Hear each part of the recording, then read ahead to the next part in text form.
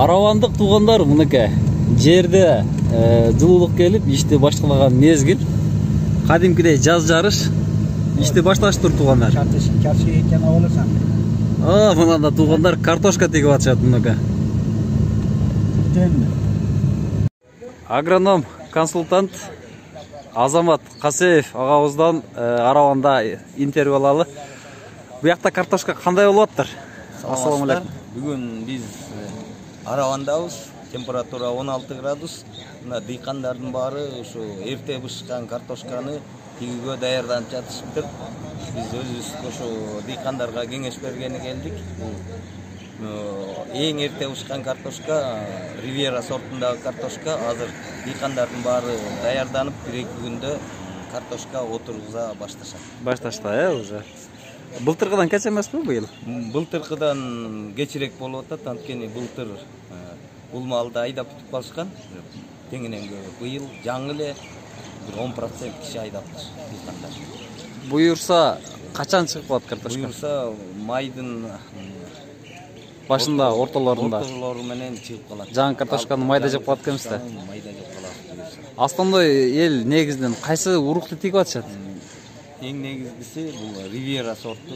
Ривьера эң негизги картошкага кирет. Ошондуктан рынокко эрте чыкканга Ривьера жакшы экен да. Араванга ушуну сунуштайт. 10% түшүм кемде уже. Күчү кетип атат. Наашып бериш. Муну эрте оодарып жарык жетпей алган астында. Asıl bugün 10 taraftan bugün. Bana tayda kökne koyayım da.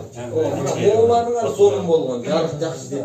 Endi bana мурунураак 10 gün, 5 gün сайын günge çıksa. Bak ekkenim sensi bu yaşını. Анан же болбосо тети бурчка дополнительный прожект. Жап-жарыктар барго. Жап-жарыкты соксоңор, могу астына да согот да. Азыр монунар күн жарык өтпөйт ба? Жарыкты бериш керек да. Күндүкүндө. Ошондо анан могул мына могулардай болуп жакшы өсөт болчу.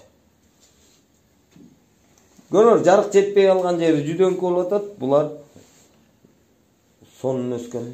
Astındaki bardağda kökmek. Bugün 10 taraftan da.